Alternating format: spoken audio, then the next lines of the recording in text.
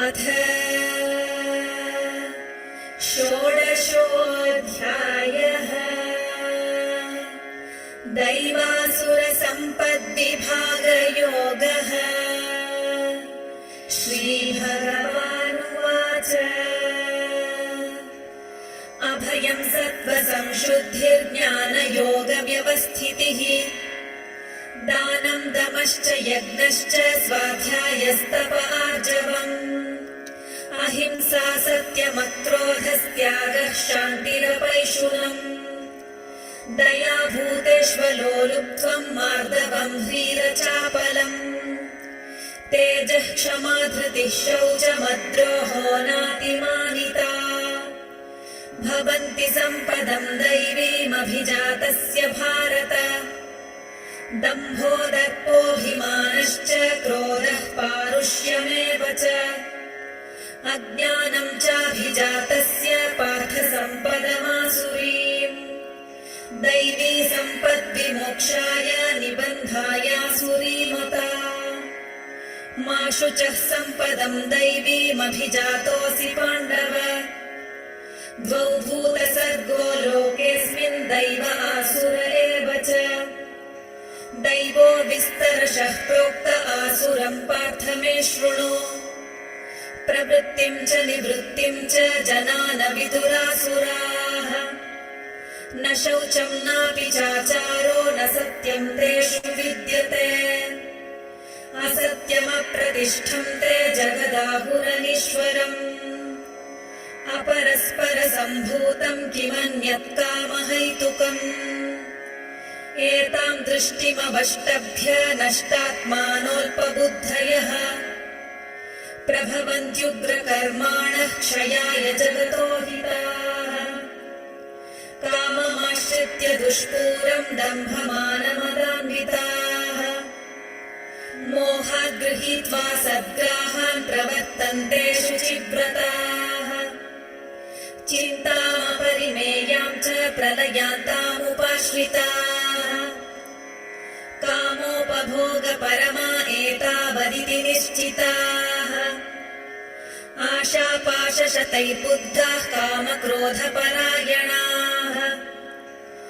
ईहन्ते कामभोगार्थमन्यायेनार्थसञ्चयान् इदमद्य मया लब्धमिमं प्राप्स्ये मनोरथम् इदमस्तीदमपि मे भविष्यति पुनर्धनम् असौ मया हतः शत्रुर्हनिष्ये चापरानपि ईश्वरोऽहमहं भोगी सिद्धोऽहं बलवान् सुखी आढ्योऽभिजनवानस्मि कोऽन्योऽस्ति सदृशो मया यक्ष्ये दास्यामि मोदिष्य इत्यज्ञानविमोहिताः अनेकचित्तविभ्रान्ता मोहजालसमावृताः प्रसक्ताः कामभोगेषु पतन्ति नरकेषु च आत्मसम्भाविताः स्तब्धा धनमानमदान्विताः यजन्ते नाम यज्ञैस्ते दम्भेनाविधिपूर्वकम् अहङ्कारं बलं दर्पं कामं क्रोधं च संश्रिताः मामात्मपरदेहेषु प्रद्विषन्तोऽभ्यसूयकाः तानहं द्विषतः क्रूरान् संसारेषु नराधमान् क्षिपाम्यजस्रमशुभानासुरीष्वेव योनिषु आसुरीं योनिमापन्ना मूढा जन्मनि जन्मनि मामप्राप्यैव कौन्तेय ततो यान्त्यधमां गतिम् त्रिविधं नरकस्येदं द्वारं नाशनमात्मनः कामः क्रोधस्तथा लोभस्तस्मादेतत्त्रयं त्यजेत् एतैर्विमुक्तः कौन्तेय तमोद्वारैस्त्रिभिर्नरः आचरत्यात्मनः श्रेयस्ततो याति परां गतिम् यः शास्त्रविधिमुत्सृज्य वर्तते कामकारतः न स सिद्धिमवाप्नोति न सुखं न परां गतिम् तस्मात् शास्त्रं प्रमाणं ते कार्याकार्यव्यवस्थितौ ज्ञात्वा शास्त्रविधानोक्तं कर्म कर्तुमिहार्हसि। ॐ तत्सदिति श्रीमद्भगवद्गीतासु उपनिषत्सु ब्रह्मविद्यायां योगशास्त्रे श्रीकृष्णार्जुनसंवादे दैवासुरसम्पद्विभागयोगो नाम षोडशोऽध्यायः।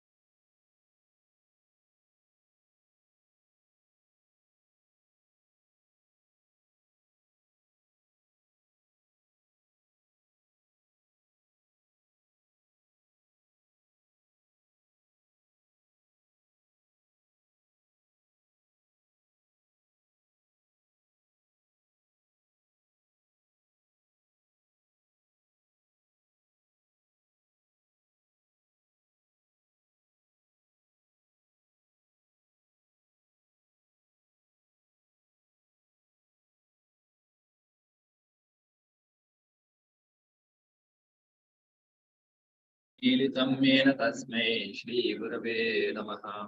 श्रीचैतन्यमनोभीष्टं स्थापितं येन भूतले स्वयं रूपकदामह्यं ददाति स्वपदान्तिकं। वन्देऽहं श्रीगुरो श्रीयुतपदकमलं श्रीगुरोन् वैष्णवांश्च श्रीरूपं साग्रजातं सगण रघुनाथान्वितं तं सजीवम् साद्वैतं सावधूतं परिजनचैतं कृष्णचैतन्यदेवं श्रीराधा कृष्णपादान् सगण ललिता श्रीविशाखान्वितांश्च। हे कृष्णा करुणा सिन्धो दीनबन्धो जगत्पते गोपेश गोपिका कान्त राधा कान्त नमोऽस्तुते। तप्त काञ्चन गौराङ्गी राधे वृन्दावनेश्वरी दृश्यमाणश्रुते देवी प्रणमामि हरिप्रिये। वाञ्छाकल्पतरुभ्यश्च कृपा सिन्धुभ्य एव च पतितानां पावनेभ्यो वैष्णवेभ्यो नमो नमः। जय श्री कृष्ण चैतन्य प्रभु नित्यानंद श्री अद्वैत गदाधर श्रीवासादि गौर भक्त वृंद। हरे Krishna Krishna Krishna Hare Hare Hare Ram Ram Ram Hare Hare. Can you hear me properly?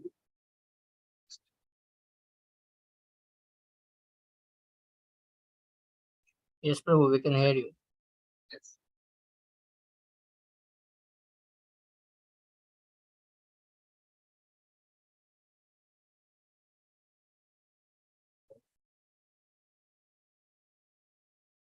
आवाज नहीं आ रही है ना?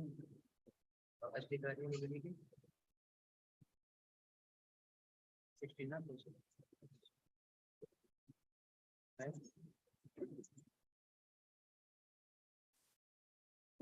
ठीक है, दूसरा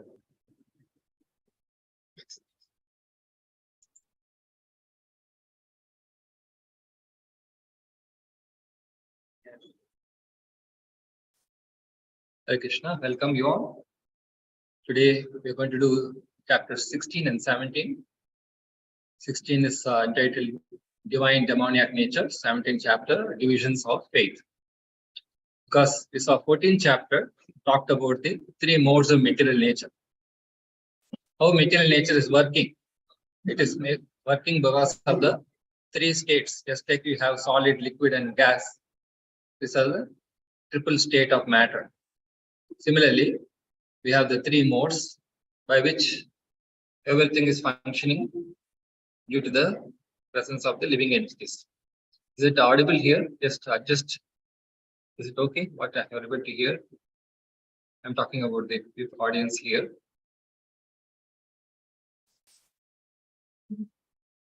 Hare Krishna, Hare Hare Krishna. Hare Krishna, Hare Bol. Yes. Deva Asura. Deva means divine, Asura means demoniac. So what prolongs our existence and what diminishes our existence. That is the divine and demoniac. Sura means who want to prolong their existence. Asura means those who reduce their existence. Just like an object is given, it has a lifetime, particular life for that. But if you don't use it properly, it will deteriorate. So this divine and demoniac are known as Daiva and Asura Sampada. Sampada means what you possess. Daiva Sampada means divine qualities which you have acquired. And Asura Sampada means demoniac qualities. Basically, it is against our nature. Divine means it is favorable to our original nature. But neither divine demoniac nature is the nature of the soul. It's because soul is transcendental. So in this chapter, we'll see about the activities of demoniac people and the consequences. And what are their tendencies? What is their conduct? What is their attitude? How do they engage themselves? What are their thoughts? And what is their destination? And the next Krishna talks about how to give up these demoniac tendencies, which are rooted in lust, anger, and greed. These are the basic ingredients of any demoniac tendency, which are said to be the 3 gates to hell, which means we cause our own downfall. And then we can give up these tendencies by following scriptures. Just like if you lose your direction, then you use a compass or some map to get back into the right course. Similarly, if we have acquired these demoniac tendencies, how to come out is the scriptures. So in the previous chapter, Krishna described the banyan tree of the material world. That is in the 15th chapter. It was known as the Purushottama Yoga, Ashwatthamamulam. That is how this material world, we don't know where it is beginning and where it is ending, because there are so many living entities doing so many activities in so many planets and so many life forms. So, but in this chapter, the fruits of those actions, how people are acting, all that was explained in that chapter. Now, what will be the result of acting in that different ways is going to be explained now.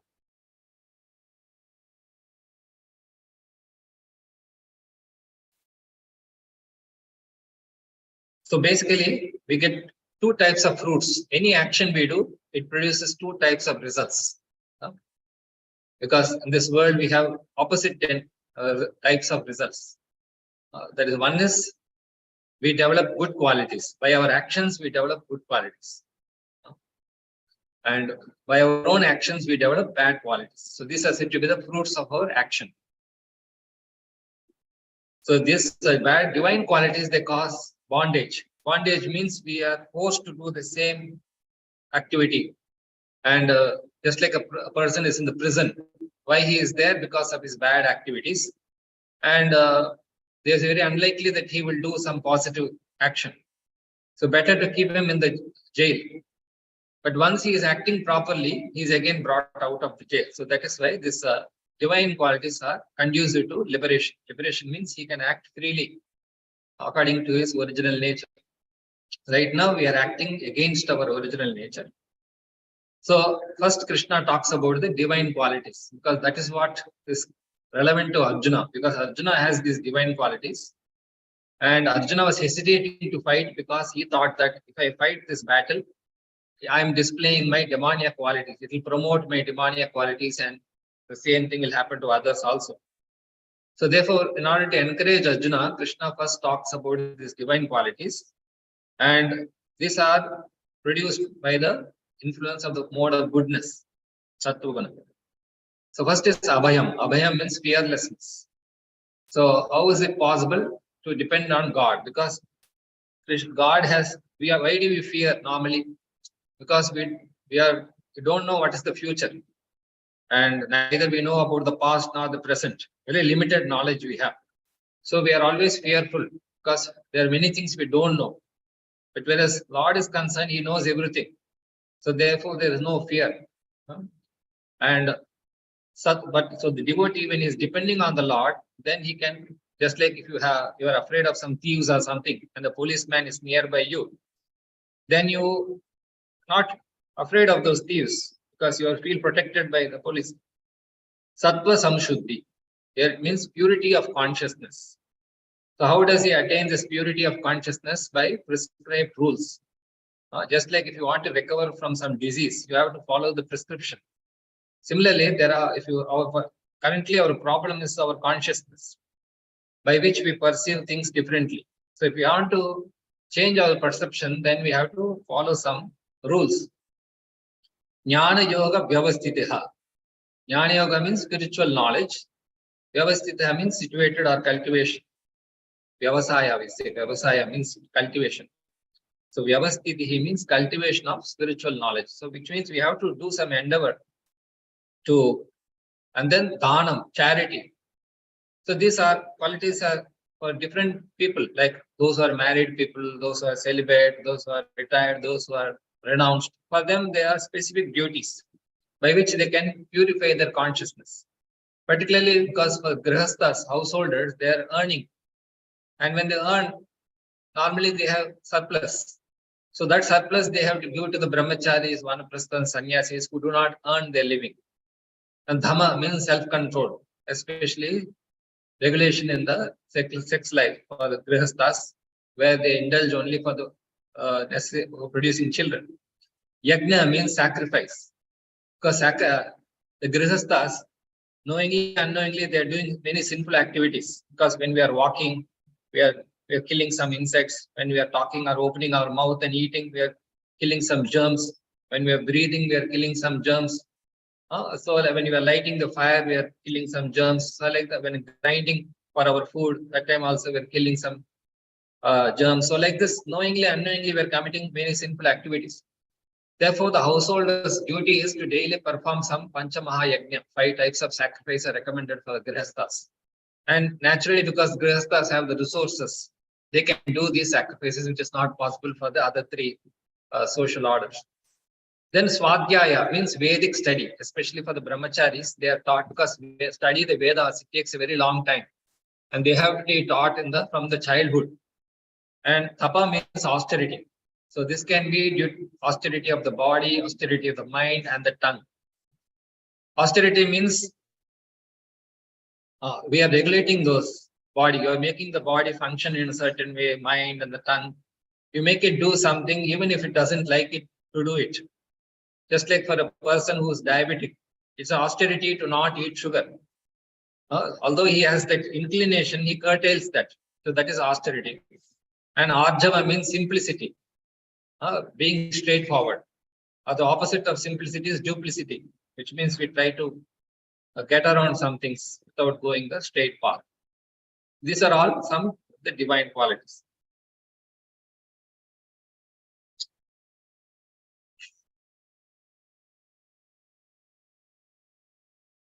Non-violence, ahimsa. So what is himsa? If you are preventing the progress of another living entity, either bodily, mentally, or spiritually. If you are, that is said to be violence. So if you are helping someone to progress bodily, mentally, and spiritually, then that is not to be ahimsa. Satya means truthfulness. So you have to speak the truth, whether it may be bitter also, but you have to present it in a very palatable way. So we should not resort to truth, falsehood, because there are witnesses. For whatever we speak, there is a witness, and they produce the results of lying or telling the truth. Akrodha means freedom from anger, even when we are provocated. So anger comes because we are lusty. As we will see later, lust, anger, and greed, they are related. So even the 2nd chapter, Krishna tells,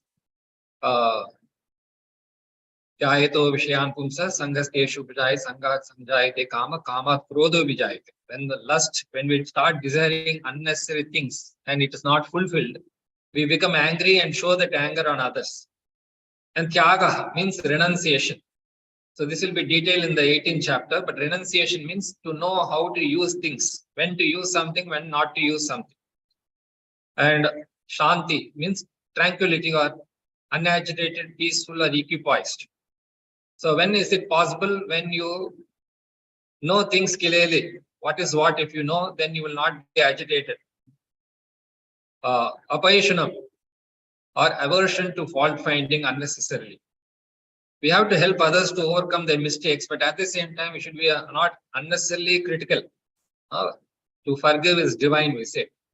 So even if there are some faults, like we saw in the earlier chapter, Vidya Vinaya Sampanne Brahmane Gavihashtini Shuni Chaiva Shobhakecha Pandita Samadarshina. A learned person is one who sees that everyone is aiming for perfection, but they are at different positions. So we cannot force them to go faster. So Dhaya Bhuteshu means living entities. Dhaya means compassion. Compassion means you try to understand their problem in their way. Normally, passion means we are always thinking about ourselves. Compassion means we are thinking about others. Alolupta means greediness or covetousness. Alolupta means freedom from covetousness. Covetousness means you try to grab things from others. And so, this much I need enough for me. I don't need more than this. Let someone else benefit from this. These are some of the qualities. Next is gentleness. That's a mardava. Gentleness toward all living entities. The aim of life should be to become a gentleman or gentlewoman. Gentleman means you try to understand people properly. That's why we say gentleman means he is understood by others and he tries to understand others. 3 means modesty. Modesty means he doesn't go beyond his limits. He knows what is our limits and he remains within that. So therefore, he doesn't do anything unnecessary. Abominable means what he should not be doing. Achapalam. Chapala means unsteady. Achapalam means steady. So what is he steady about? Even in failure. Because as we saw, success and failure, we are not the only cause. There are many factors involved in success and failure. So despite that, he continues to perform his duties. And Tejaha means vigor. That is to why we should be like a policeman is there. He's supposed to protect the weak. The soldiers are there to protect the country.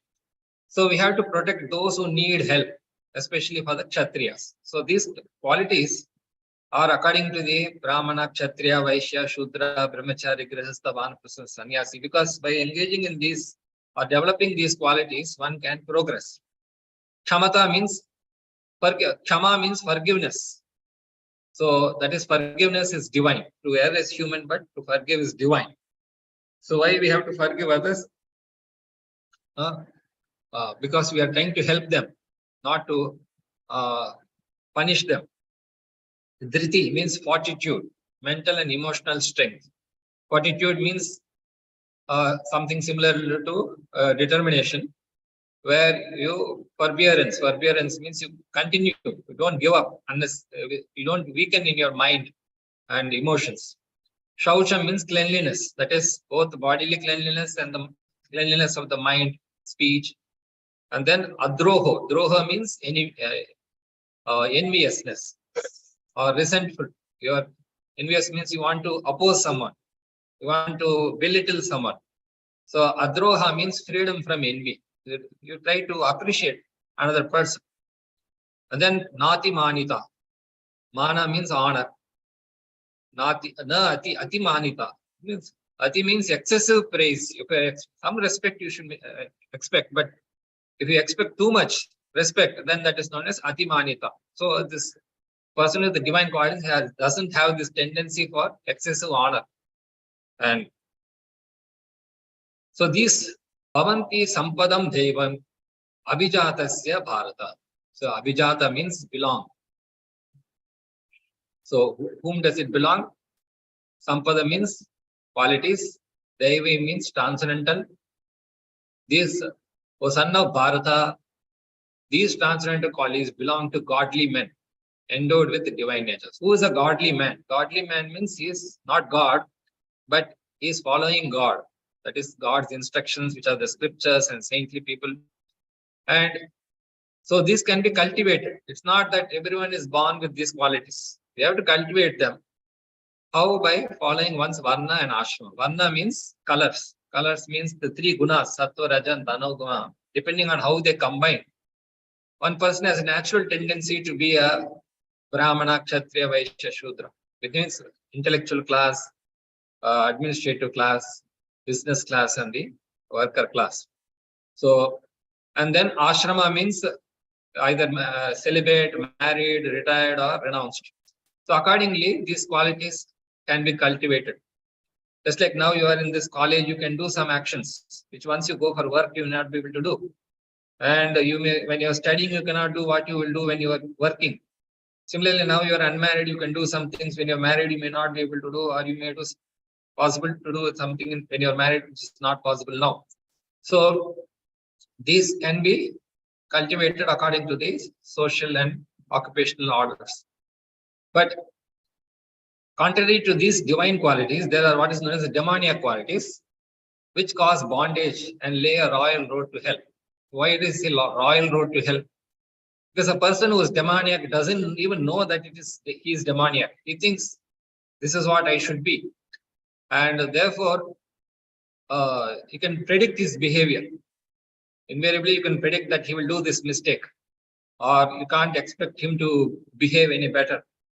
So now Krishna is talking about these demoniac qualities. Asura, I told, there's one Prajapati, that is Kashyapa. He had Kashyapa, from whose name Kashmir comes. So the Kashyapa, he had two wives, Diti and Aditi. From the Diti, his one wife, Daityas or demons were born. And Aditi, from that wife, he got Devatas. So this Asura means they, just like if I give you this, and if you use it properly, it will serve the purpose. But if I deliberately misuse it, I know it is going to fail. So these demoniac qualities means they knowingly go against the prescribed methods. So what are their qualities? Damba. Damba means pride. So what is their pride? They say they make a show of religion. Here religion means they are confident about what they are doing, even if it is wrong. They are daring. We call them very daring and bold, very aggressive. Because they get some, the ego boost by doing something against that feeling, we call it. Dhamba. Dharpa means arrogance. Darpan means some curtain. So they're arrogant, pride in one's wealth and education. So what makes them proud? They think I have enough money, I have enough knowledge, I have more wealth and more knowledge than others. So that is their arrogance. And then abhimana, conceit, desire to be worshipped by others. Mana abhimana. Abhimana means they demand respect. They expect others to respect them, and more than required. Then krodha, anger. Even simple things will irritate them. They will get easily provoked to anger. Parushya means harshness. That is where they can explain it in a very simple way. They use foul language or rough language in front of others. At least within yourself, you are thinking bad about, but you don't, at least in front of that person, you should speak nicely, but they outright, they may use abusive or rough language. And then ajnanam means ignorance, lack of discrimination. So knowledge is one thing and discrimination is different. Knowledge means, okay, everyone has knowledge, but discrimination means you know how to apply or utilize that proper. Cha abhijatasya. So here, abhijata again means belong. So, and what is here? It says, ajnanam cha abhijatasya Pṛthā sampadam. Here, ajnanam also means whimsical action. Whim means whatever they feel like, they do it without seeing the pros and cons. So these qualities belong to the demoniac nature. Now, as I said earlier, hearing about these divine and demoniac qualities, Arjuna, he might think that he should not fight this war, because according to me, fighting means you're promoting demoniac qualities both within yourself and others. So he may think that now, having heard this from Krishna, I should not promote these qualities. So therefore, Krishna is going to talk about the destiny of these divine and demoniac natures. The divine qualities are conducive to liberation. Daiva sampad vimokshaya. What is vimoksha, or what is liberation? Liberation means doesn't mean you stop action. Real liberation means when you are really acting the way you should be doing. So liberation means to be situated in your original position, where you, just like a person is diseased, he is not able to function properly. Once he recovers from that, then he can function properly. So liberation here means to function on the platform of the soul or transcendental nature. And the demoniac qualities cause bondage. So once you acquire a demonic quality, just like a person is having a disease, no matter how hard he tries, he cannot function properly. So one who has acquired these demoniac qualities, he will be forced to act in a certain way. Just like Duryodhana was there. He went to Bhishma Deva and told, I want to act properly. I know what I'm doing is wrong, but I am not able to correct myself. So why? Because that is known as a demoniac quality, causes bondage, which means also in the earlier chapter, Arjuna asked Krishna as to why one engages in sinful activities as if engaged by force. Even though I know it is bad, I engage. Why is that? So that's why it is known as bondage. But then Krishna tells Arjuna, do not worry, you are born with the divine qualities. So, but still Arjuna was not convinced. So therefore he is going to, just like supposing you feel that you have some disease, you're suspecting that I have some disease, then what do? You go for detailed testing.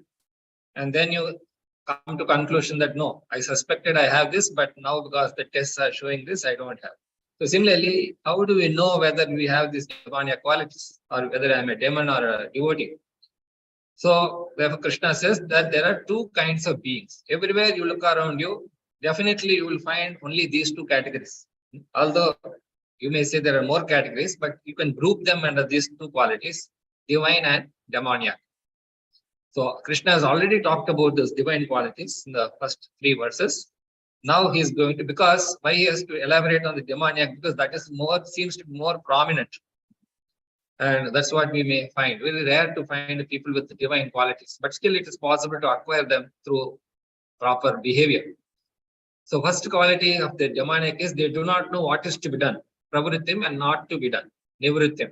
Supposing I say you should do this and you should not do this, and exactly opposite you are doing, then it's an exhibition of a demoniac quality. They don't have cleanliness. Here, shaucha means cleanliness of speech, cleanliness of body, mind. So, good behavior, achara. Achara behavior means someone has told you to do something, you just follow.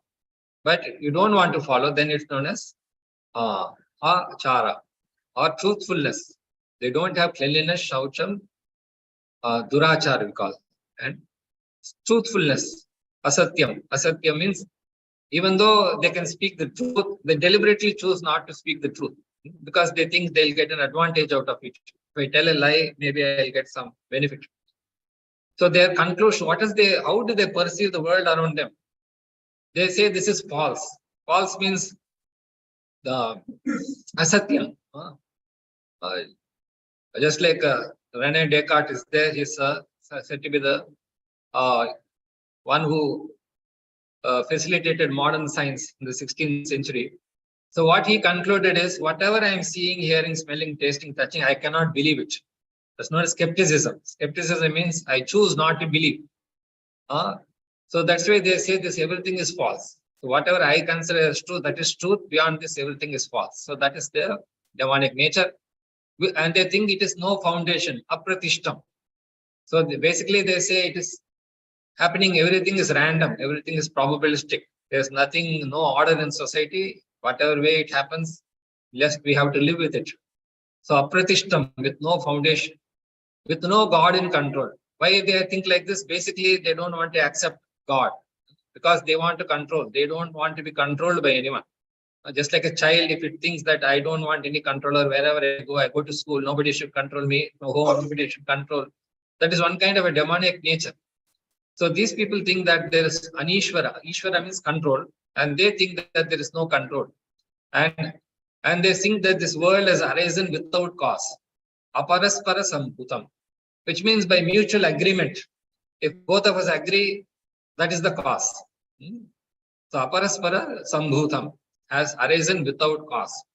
But that is not everything. This, as we saw earlier, this material world, the nature is there is a cause and effect.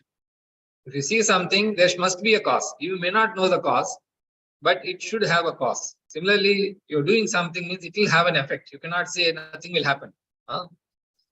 And produced of sex desire or lust. So they think if you want to achieve something, you have to desire it. Doesn't matter whether your desire is good or bad. That's why they're marketing. So many advertisements there. People are producing all the time because they think that we have to make people buy this, whether they need it or not, whether it's good for them or not. Let us make them take this. So this is because you create the need for something when it's not required. So basically, why this desire is there? We think, okay, I'm not happy with this body. I need another body to enjoy with, which is different from mine. Maybe it will be a different experience. So this is the demoniac nature. Thus, they are lost to themselves. Nashta atmanaha. Atmanaha means they are going against their nature. Nashta atma means they are going against their nature of the soul, and they have no intelligence. Alpa buddhaya. Buddhaya means intelligence. Alpa means no intelligence, which means the soul has some intelligence, but it's covered over by this demoniac quality. And therefore, they engage in unbeneficial, horrible works. Ugra karmana. Ugra karma means activity all of us have to do, but this is over endeavoring, more than required. They do. And naturally, because they're over endeavoring, they make others also over endeavor. Supposing you see they're building a metro rail project is going on, so much work and so much trouble, unnecessarily they are engaging. What is that meant to destroy the world? Now, for example, they arms, so many arms countries have developed the nuclear weapons. Now, just to use them, they are declaring war. Somehow or other, having invested so much time, energy, and money on that, they think now it's time to use it. So, this is the unbeneficial activities. And what is their attitude? Believing in the ultimate goal of gratifying the senses, which means senses have to be nourished, just like we are eating food. That is for nourishment. But when you eat more than required, it produces disease. Anything you eat more than required, it produces harm to the body. So we'll give some chairs. So believing in the ultimate goal of gratifying senses, kamopa. So they take unlimited anxieties until the end of life. They are not satisfied basically, and they think the aim of life is to get more than what we need. So let me keep on watching something, hearing something, eating something, like this. And how therefore their engagement? What is their engagement? Bound by network of thousands of desires. Asha, pasha. Pasha means network. And they have all the time, they have so many desires. They don't have time even to fulfill those desires. Sometimes they do something, they leave that, then go for the next one. They're not satisfied, like this. And absorbed in lust and anger, they secure money by illegal means for sense gratification. So money, when you want money, what you have to do, you have to obviously take it from someone, isn't it? So somehow or other, I should get the money from another person, so that I can fulfill my desires. But the law of nature do not allow second beyond what one is destined to enjoy. So animals are concerned, they don't go against the nature. They limit themselves to whatever enjoyment is provided to them. We never seen an overeating animal, oversleeping animal, or any of this. Maybe here and there, but predominantly they stay within the limits. But when we try to go against the laws of nature, then we'll be severely punished, not knowing there's a witness, a super soul within his heart. Such fools free to do anything for sense enjoyment, regardless of the consequences. They are not aware that every action they do, it's producing a reaction. Subtle reaction is happening without their. But they think nobody's watching me. I just don't care. So what are their thoughts about gaining wealth? I gained this wealth today, I will gain more as my desires. I kill this enemy, I will also kill my other enemies. I am the Lord and enjoyer, I am perfect, powerful, and happy. I am the richest and highborn. No one is so powerful and happy as I am. I shall perform. So all these thoughts come to their mind. We can find this everywhere. Everyone is always talking about, okay, I have this much money, more, everything. But here one point is that I shall perform sacrifices, give some charity, and thus rejoice. So one side they want to go against their nature, other side they want to do something which they are not. We see many times people like Alfred Nobel was there. He discovered dynamite, and because of that, so much destruction happened. So he then peacefully declared that Nobel Peace Prize. So like that, one side they are doing very harmful activities, and to cover it up or whatever, they project themselves as a very good person. They may also do some sacrifices, pujas, and do some charity, and thus rejoice. In this way, such persons are deluded by ignorance. So delusion means they don't know they are doing the wrong thing. So what is the destination of these people? Okay, right now we don't see anything bad happening to them. We see all around us people with these demoniac qualities, and nobody is punishing them. Nobody is pointing out any mistake, and we see nothing happening to them. Whereas those who are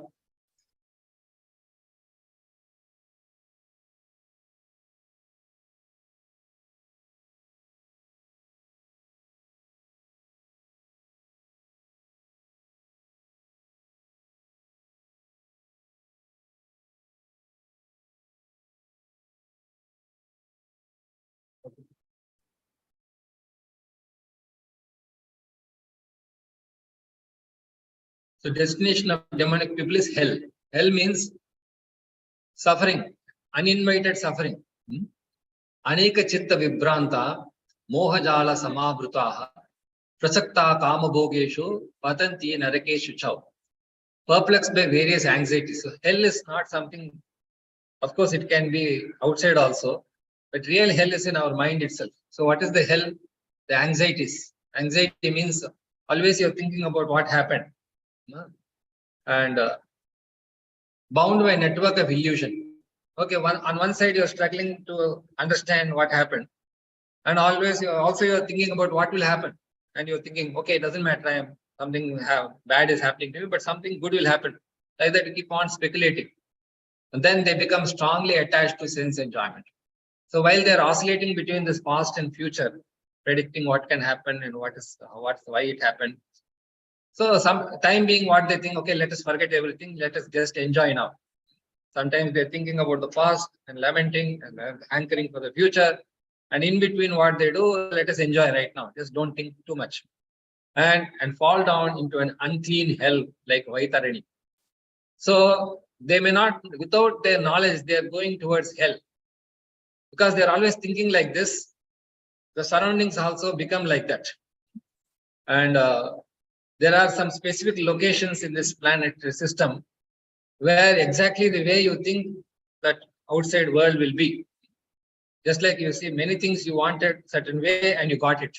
Similarly, when they're always thinking like this, they reach a place where exactly what they thought they will be in that situation.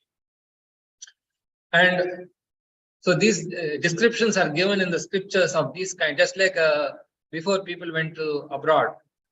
They came to know about those places only when they read something about those places. So like that, these scriptures are describing how these places are, which are hellish. And then demoniac, hypocritical nature. Hypocrisy means lack of sincerity. Outwardly, you pretend like something. So Atma Sambhavita Stabda Dhanamana Madhanvitaha Yajante Nama Yagneste Dhambena Avidipurvakam. Here it says self-complacent. Atma Sambhavitaha. And self-complacent means they think, okay, I am good, nothing bad with me. They don't feel the need for improving themselves. And stabda means impudent. Impudent means the same thing. They're proud. They think, even though I'm wrong, I'm correct. And dhanamana madhanvita, deluded by wealth and false prestige. They think doesn't matter. Even if I'm demoniac, I have so much money. This person is very good, but he doesn't have money, so I am better than him. And people are respecting me, even though I have such bad qualities. People like me, they appreciate me. And yajante nama yagneste, they also perform some sacrifices. They seem to be doing so many good to others, but it's in name only. Outwardly, they want to project themselves as very good. And dambhena avidipurvakam, without following any scriptural rules or regulation. They create their own rules, or they create their own scriptures. And then what is the further result of such activities? Ahankaram balam darpam kamam krodam cha samshritaha mam atma paradeheshu pradvishanto abhyasuyaka. They take shelter of false ego. Here it's ahankaram. False ego means I am the doer, I am the enjoyer, everything. And balam means strength. They think I am very strong today, nobody can defeat me. Dharpam means pride. Dharpam means like a mirror, one kind of a mirror. So you create a false impression about yourself. And kama means lust. As I said, kama means desiring what you cannot achieve or what you cannot really enjoy. Krodam, anger. So once they are desiring something which we cannot achieve and they don't achieve it, then they become anger and are thus bewildered. Shamshritaha. They get confused. And mam atma paradehishu. Pradvishanto, envious of me. Ma means me, Atma means themselves, and Para means others. They become envious of me who is situated in their own bodies and the bodies of others. Actually, why they're envying others? Because they're envying the Paramatma who's with them and with others. And Pradvishanto Abhya Asuyakaha. Asuya means envy. And they blaspheme against the real religion. So even if someone is following the right thing, they will say that is wrong and I am right. So what does Krishna do with such people?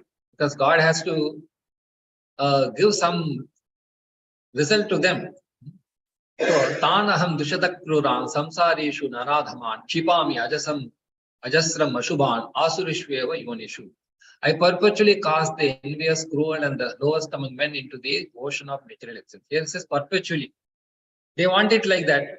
So he also obliges by putting them repeatedly in that same position, where ocean of material existence, which means they are always, they don't know where they are going, into various demonic species of life. So because they are comfortable being like that. So Lord also doesn't bother about them in one sense, and he allows them to be like that. Asurim yoni mapanna. Further, okay, yoni means take birth. Asurim muda janmani, attaining repeated birth among the demoniac species and fools, he says. So repeatedly they take birth among people like that, and they remain ignorant. Janmani means life after life. And they are born demons, we call. Just like there are juvenile criminals. Juvenile criminals means when they are small child itself, they can kill someone. There are so many cases like that. And mam aprapya iva kaunteya. They never approach me, which means they never want to approach God or scriptures. Tato yanti adhamam gati. Gradually they sink down to the lowest status of life. Adhama gati means here they forget their original nature. They go against their original nature. And so when you are put in a body, first of all, to enter a particular body is something very suffocating for the soul. Supposing the soul is there, it's put into the dog body. Actually, we don't like to be in a dog body, but we are conditioned so that we start liking it. And then we enter the body and then we remain in that body. And forcibly we are pulled out of that body also. So all this is happening to the demoniac people. And so they don't get liberation, which means they can never. Now, how to give up this? Okay, we may get discouraged hearing all this because we are also something like that. And say in Satya Yuga, it is said that the demons were very little. Mostly they were all divine. And there was no demons basically. And those demons, if they were there also, they were in different planets. But then in the next Yuga, the demons started appearing in the same planet, but different continents. And then in the Treta Yuga, they started appearing in the same family. That's why we have the Pandavas and Kauravas. But in Kali Yuga, this demon and divine are both in the same person itself. Today I may be like a demon and next day a divine, then again demon. So how to give up these tendencies, and that is by following the scriptures. Just like when we become diseased, the doctor gives some prescription. And when you follow that prescription, because people have in the past have recovered from such illness by following that, if you follow, there is a way out. So first of all, we should understand what is the problem, what is pushing us towards this demoniac tendency. So there are three gates to hell. Trividam Narakasyedam. So what is hell? Actually, hell means which is something we create for ourselves. How do we create that? By these three. Dvaram Nashanam Atmanaha Kama Krodha Tata Lobha. Kama means lust. As we many times explain, lust means to desire more than what is required. Supposing I have to use my eyes, ears, nose, tongue, and skin. But you want to use it more than necessary. You want to keep on seeing, keep on hearing, keep on eating, smelling, tasting, then that is lust. And then that leads to anger, because you will never be satisfied that way. And then you also become greedy. Greedy means more than, you always feel insufficient. And tasmad etat trayam techet. Every sane man should give them up. So how to give them up? It may not be so easy. So you have to find some alternative. What is the alternative to lust? Is loving someone, which means you start giving to others. What is the alternative to anger? Remain peaceful. What is the alternative to greed? You be satisfied. So there are three gates leading to this hell that cause the degradation of the soul: lust, anger, greed. Every sane man should give them up. One who has escaped these three gates performs acts conducive to self-realization. So basically, these qualities, good qualities, will come by habit. So we have to habituate ourselves to certain activities and gradually attains the supreme destination, param gatim, or liberation. What is param gatim? Means when you are recovered from all these tendencies, unwanted tendencies. So basically here it says practice. We have to practice one's dharma. Means we should act according to our original nature and as prescribed by the scriptures. So just like a jaundice patient is there, he doesn't like sugar because it tastes bitter for him because of bile secretion. So then he has to be fed more sugar only, so that gradually he recovers his taste. Similarly, we have acquired some demoniac nature. So how to overcome that? We have to act as if we are divine. Slowly, supposing I am a villain, but if I start acting like a hero, behaving like, slowly I may develop those qualities of the hero.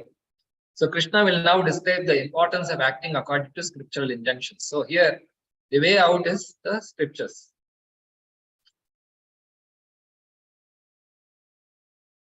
So first, Krishna explains about what is the result of disregarding the scriptures. Our nature is, supposing a doctor gives a prescription, people want to tear it apart because they don't like it. If I give you a big notice saying you do all this, first thing will be, who is he to tell me to do this? I am quite okay. I don't have to listen to anyone. So people tendency is to disregard scriptures. He who disregards scriptural injunctions, yah shastra vidhi mutsrijya vartate kamakarta, acts according to his own whims. If he doesn't follow scriptures, naturally he will do the way he wants to do. And nasa siddhim avapnoti, attains neither perfection, na sukham, na paramgatim, not happiness or liberation. So if you don't follow the scriptures, first you cannot become perfect. Without becoming perfect, you cannot be happy. And if you are not happy, you won't get liberation. So if a person has to improve, first of all, he has to be happy. If you find a happy person and slightly say, you please change slightly this thing, he will immediately do. The person is not happy and you tell him something wrong with you, he will get more agitated. So then how to follow what is the result of following the scriptures? Tasmat shastram pramanante. Pramana means scriptures. What is scripture? Scripture means something which cannot be changed, just like a constitution is there. So scriptures means they are already written down. They have verified, analyzed, thoroughly research has been done and tested and proven. So they are pramana. Pramana means proof. Something which can be accepted without proof. That's known as axiom. Tasmat shastram pramanam te karya vyavasaya. Karya akarya. What is to be done, what is not to be done. One should understand what is duty and what is not. What I can do, what I cannot do, what I should do, what I should not do. All these are given clearly in the scriptures. Nyatva shastram vidanoktam. knowing these regulations of the scriptures.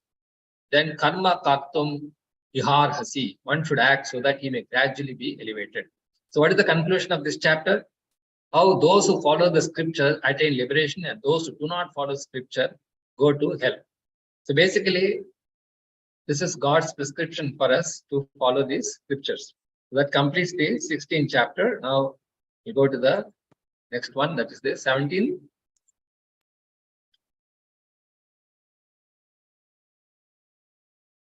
Can you help?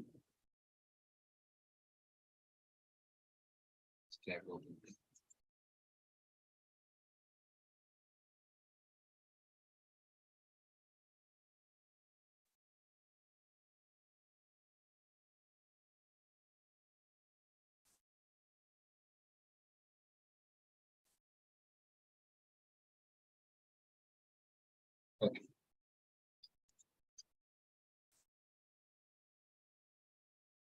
So this chapter is known as Shraddha Traya Vibhaga. Shraddha means faith. So everyone is acting based on some faith. Even the dog has its own religion, we say. It means we are acting because we believe in something. Without believing something, nobody can act. So Shraddha Traya Vibhaga. There are also three divisions. Just like there are three modes of material nature, accordingly, we have three sets of faith. People believe in some things, and no people all will not believe in the same things. And so, particularly Arjuna wants to know about the unauthorized worship of those who have some faith which is not based on scriptures. So here, unauthorized worship means people believe in what they are doing. If you ask him a person why you are doing like this, he says, I think this is what I should be doing. I like to do this. I want to do this. And so, but it is unauthorized worship, which means even if you ask a thief, he will say, I am right. The policeman is wrong. So Arjuna's inquiry about unauthorized worship, those who have some faith which is not based in scriptures. Just like if you go to some foreign countries, they don't accept any religion, but they have very good rules and people are very organized, everything nice. So we may think, oh, they are not religious, they don't follow any rules, social, but everything perfect. So his inquiry about unauthorized worship. So worship here means they are engaged in some activity by body, mind, and words. That is their worship. Even the atheists are worshipping something. So, and three modes determine one's faith: Shraddha and worship. So they are only acquiring something and just blindly following that. And so we can see food in the three modes, because how deep is the impression of the faith. So to explain that, Krishna says that the faith determines their action, and the faith determines even the food which they eat, and the sacrifices they perform. Sacrifice means everyone is forced to sacrifice something. Now, for example, you have sacrificed your time. So some person wants to sacrifice some in a different way, or sacrificing energy, sacrificing money, everything we have to sacrifice. But they choose to sacrifice in a certain way according to these three modes. They are influenced. Just like people are there, they are donating money. They may donate to a terrorist organization also. And you may say he's very liberal, he's giving money, but he's giving it for the wrong purpose. So like that, we have sacrifice and austerity also. Even a human bomb is there. They kill themselves, kamakazi culture. They're also doing austerity, they're sacrificing their life. But is it real austerity? And like we see that Hiranyakashipu, he was doing austerity for so many years and whole body was eaten away. And there are some people who immolate themselves and they torture their body. So it looks like very austere. If you go to foreign countries, from morning to night, they are very busy. And austerity in three modes and charity in the three modes. Even when they give out charity, it looks like very charitable, but they give their money for the wrong purpose. Like supposing you are giving charity to a violent person, that person will appreciate you, but is it really good? So what is the conclusion? That whatever charity we perform, austerity we perform, whatever worship we do, all that has to be done for the supreme, highest purpose, supreme absolute truth, Om Tat Sat. So what is that? We will see. Without faith in the And austerity done without faith in the Supreme is impermanent and is asat. And if you say, no, I don't care for all this, I don't care for any scriptures, any absolute truth, I will just go my way, then what happens? You will be forced to keep on changing your plans. So that's why we see people, they keep on changing their plans. That's why they have 5-year plan, 25-year plan, 50-year plan, 100-year plan, because even though the plan like that, nothing works as per their plan. So that's why they keep on planning. But if you are really perfect, where is the need for a plan? So in the previous chapter, Krishna established that faithful followers of scriptures are divine and the faithless are demoniac. So he has concluded that those who disregard scriptures and behave whimsically do not attain happiness in this life or the next. So already it has been, Krishna has clearly told that if you don't follow scriptures, you become demoniac. If you follow scriptures, you develop divine qualities. Now in this chapter, Arjuna asks Krishna about the fate of those who have some other faith which is not based on the scriptures. Every time we say scripture, then they'll say, why not this? If you say this is the way, there will be n number of people who will say, why not? So like that, if you say this is what you should follow, then they will ask, why can't we be without following the scriptures? Why should I follow? Why I should follow only this scripture? Why can't I create my own scripture and have my own followers? So in response, Krishna describes about faith and various other items in the 3 modes. So basically, Krishna is trying to say that you will be forced to act against your nature. If you don't follow the scripture, just like if you are an engineer or a doctor or a lawyer, you have to follow the books of knowledge, engineering books or medical books or the law, legal books. And if you say, no, I am fed up of this, I will just be my own, I'll become my own engineer, doctor or lawyer, then it's going to create disturbance. So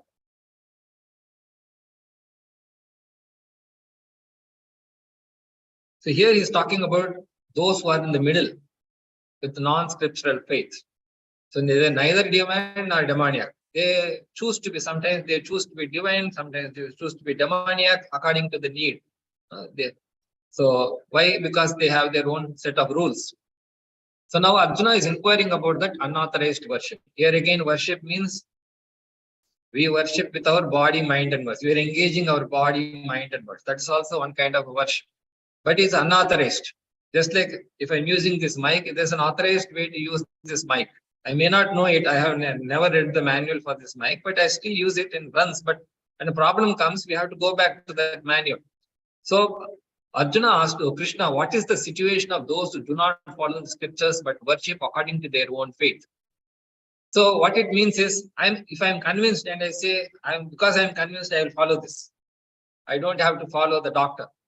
Doctor is saying you do like this. But I say, no, I don't believe the doctor. I believe in what I'm doing and I will do like this. So that's what is known as worship according to his own faith. Just like if you are flying an aircraft, and according to you, when you see outside, it looks like the height is so much or the velocity is so much.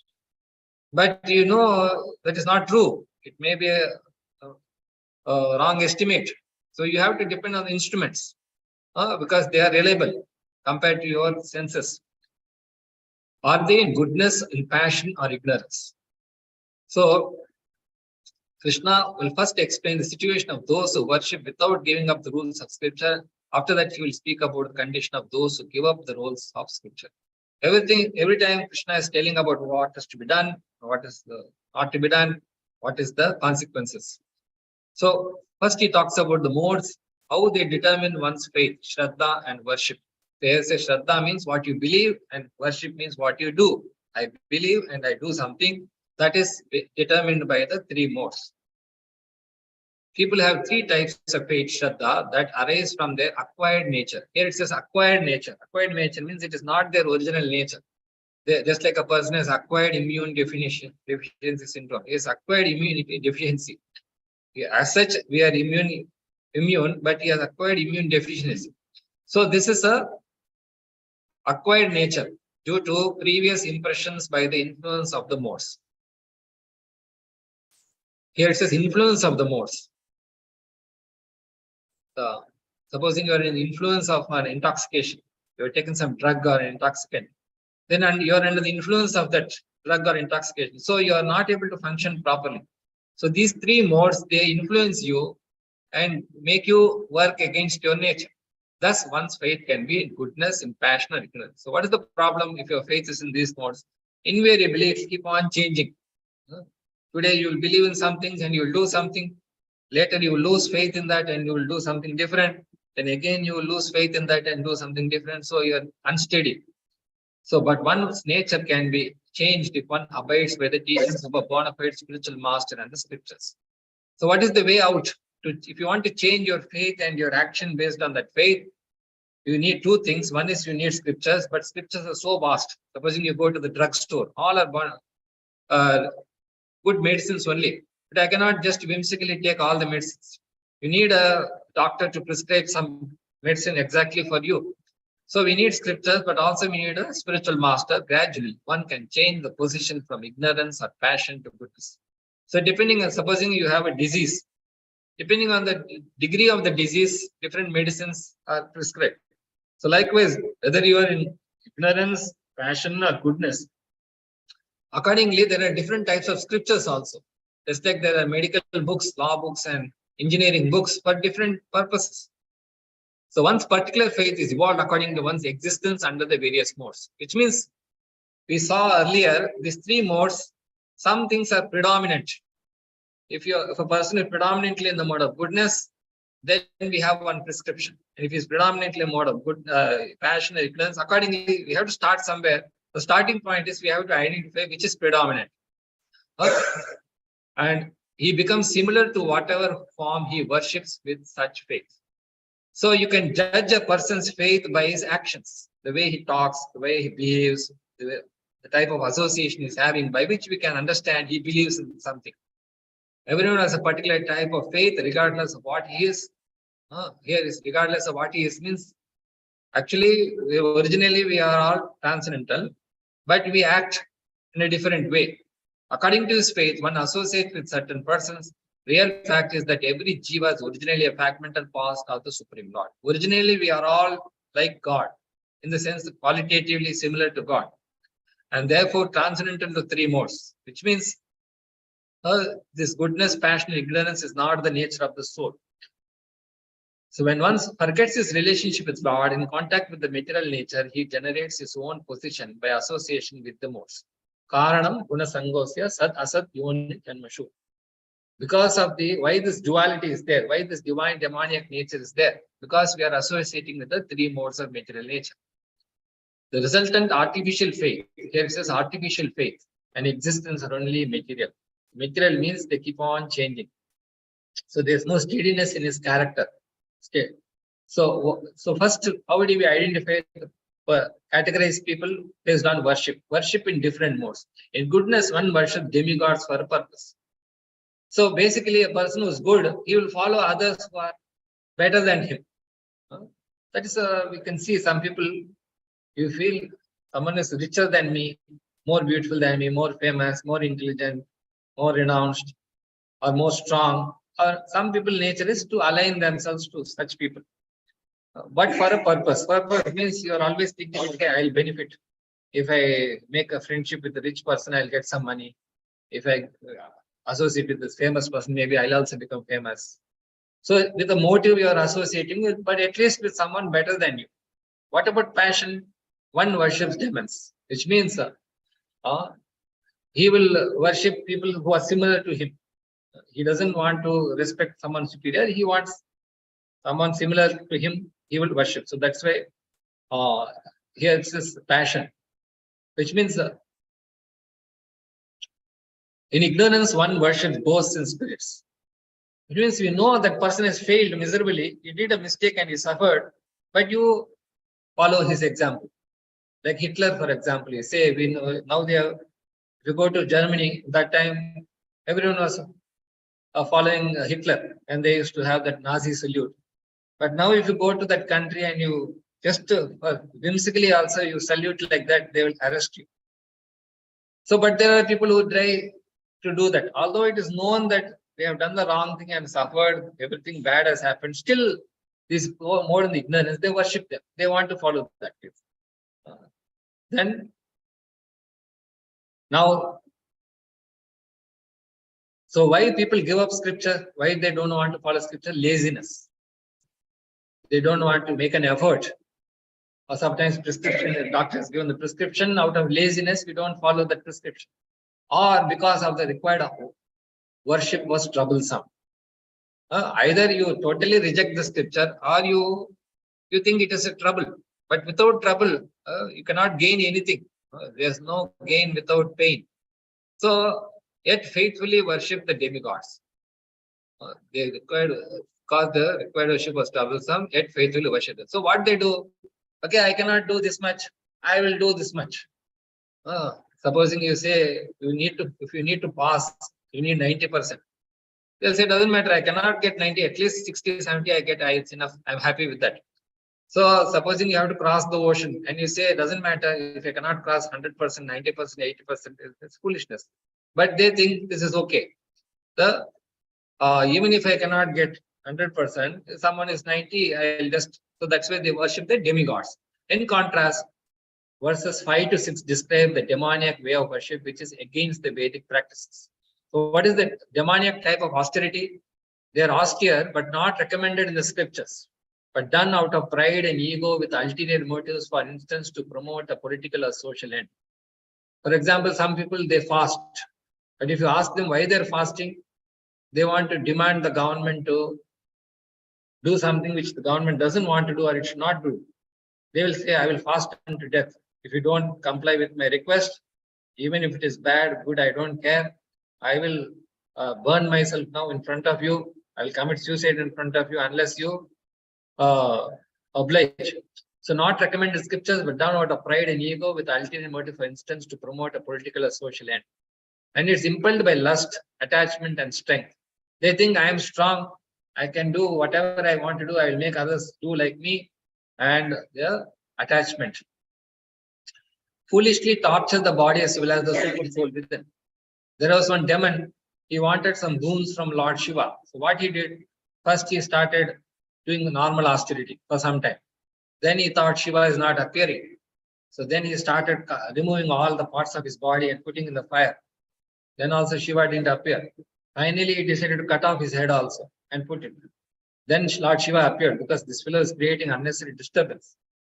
So then when Lord Shiva appeared, he asked the boon that on whoever hand I keep my hand, head I keep my hand, that person should die.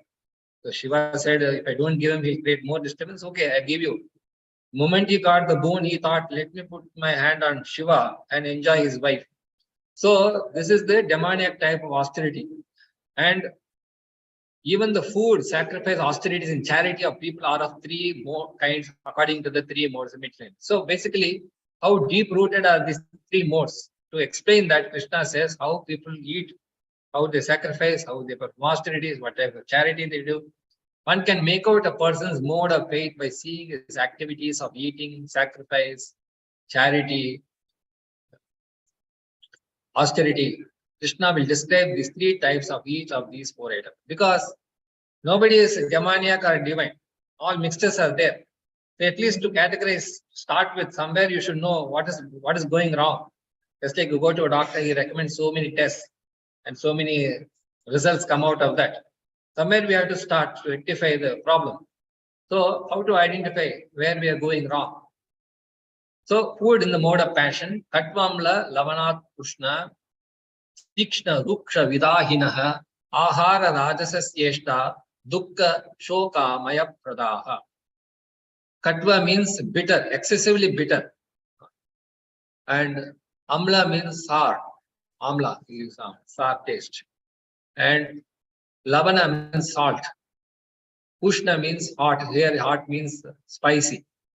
Foods that are excessively bitter, sour, salty, hot. Tikshna, ruksha. Tikshna means pungent. Pungent means the smell itself is irritating. Ruksha means dry. Once it is dry, the throat becomes dried up and no. And vidahinaha. Vidahinaha means burning. And ahara rajasa sheshta are dear to those in the world. People like that, to eat that. For us it is miserable, but they enjoy eating that. So why this coronavirus started? Because you go in that place where it Wuhan virus. Because that place they eat anything and everything. They just don't care. They want to eat it, they'll eat it.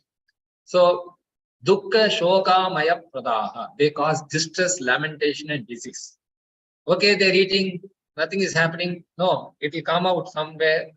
They'll feel distress, lamentation, and after eating, they will think, why I ate this. And then, even if they regret now, disease will come. And what about food in the mode of ignorance? Yatayamam, gatarasam. So, food in the mode of ignorance. Yatayamam. Yatayamam means old, stale. Every food item has an expiry date, but they think doesn't matter. Oh, old wine, they say. Yatayamam gatarasam, tasteless.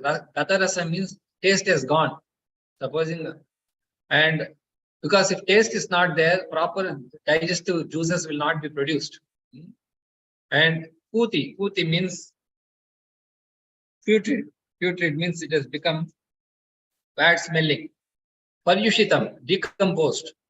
Uchishtam, remnant. Someone has already eaten and supposing a rat has come and eaten, a lizard has come and eaten it, and you eat it, or a diseased person has eaten it. Uchishtam api cha amedhyam. Amedhyam means untouchable things. There are some things, the moment you touch it, immediately some hormones are generated. What kind of hormones are generated which can pollute the body. And bhojanam priyam are dear to those in the mode of grace. So no matter how bad or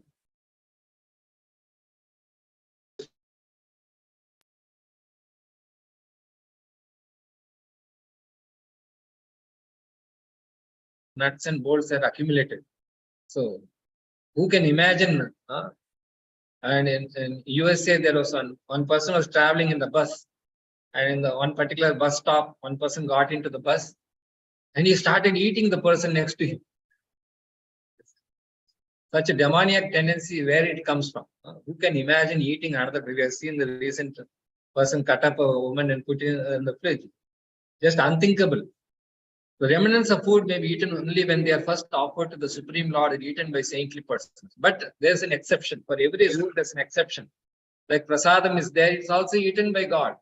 Or mahaprasadam means eaten by devotees. But that is recommended for eating, for our health sometimes. Right? So then sacrifice in the three modes, sacrifice in goodness performed according to scripture. Which means, what is sacrifice? Why were you sacrificing? Unless there is some benefit, you should not sacrifice. Even money is there. If you know that this money, if I invest, I will get this benefit, then only you invest. Similarly, sacrifice in goodness means perform according to scripture. Because scripture is saying that if you sacrifice like this, you will get this benefit. And sacrifice, asha, matter of duty. Asha means duty. It is just like, it is recommended for you without desire for material results, which means if you do this, you will get this result. But if you expect something which cannot get from that activity, then it is desire.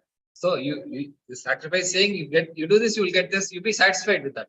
That is without desire for material results. Sacrifice in passion is performed for some material benefits in this world, which means you want some short-term benefit. Although scripture is saying that if you do this, you will get this long-term benefit. Just like you're a government servant. What is the benefit of government servant? You have an assured job, you have assured responsibilities, and you are really doing benefit to others. But then people think, what is this government job? I need some bribe.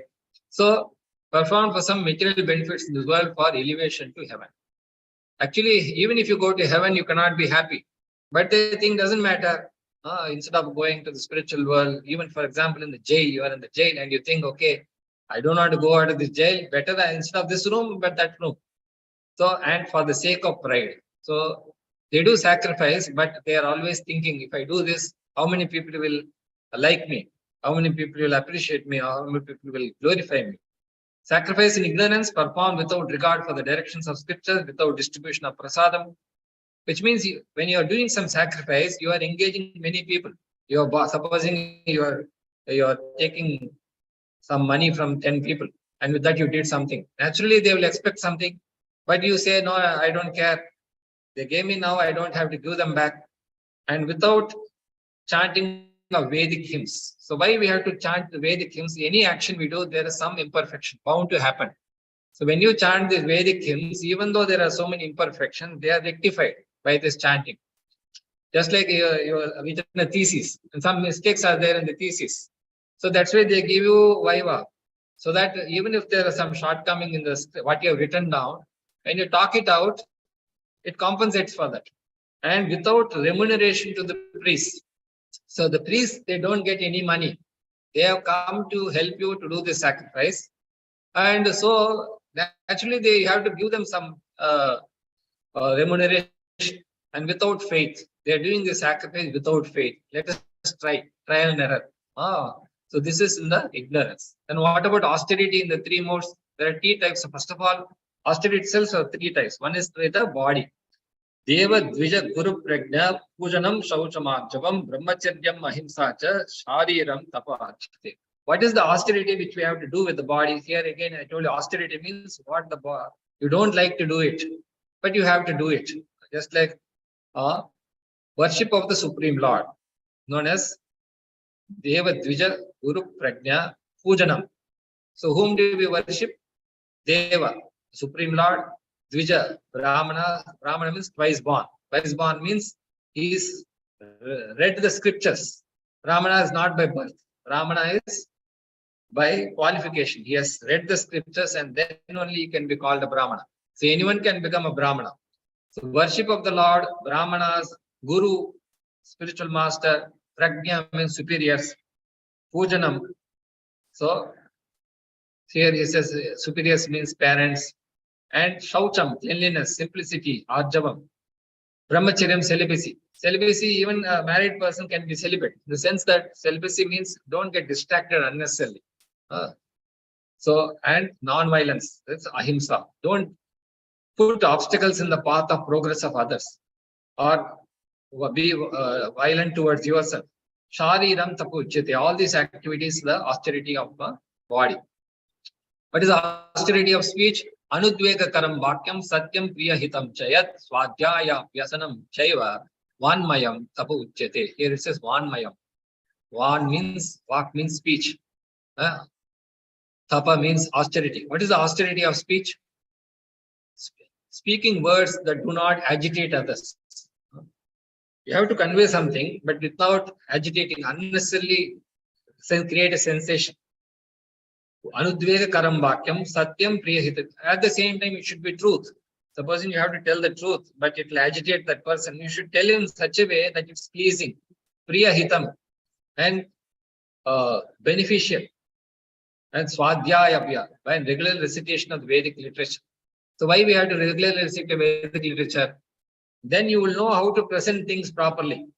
Vedas are telling what is truth, how to present it, how to present in such a way that it will not agitate others, and how it will be to present it in a pleasing way, how it will be beneficial.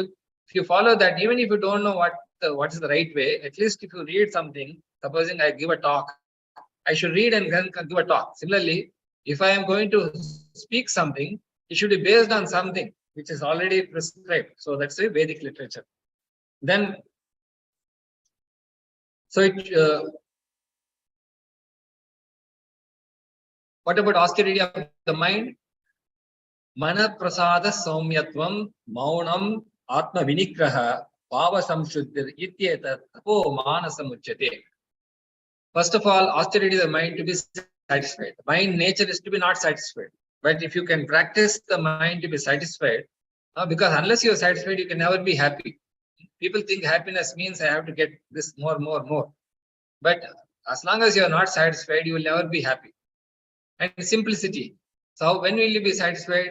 Simplicity means where, let's say optimization. Optimization means the bare minimum resources, how to get the maximum.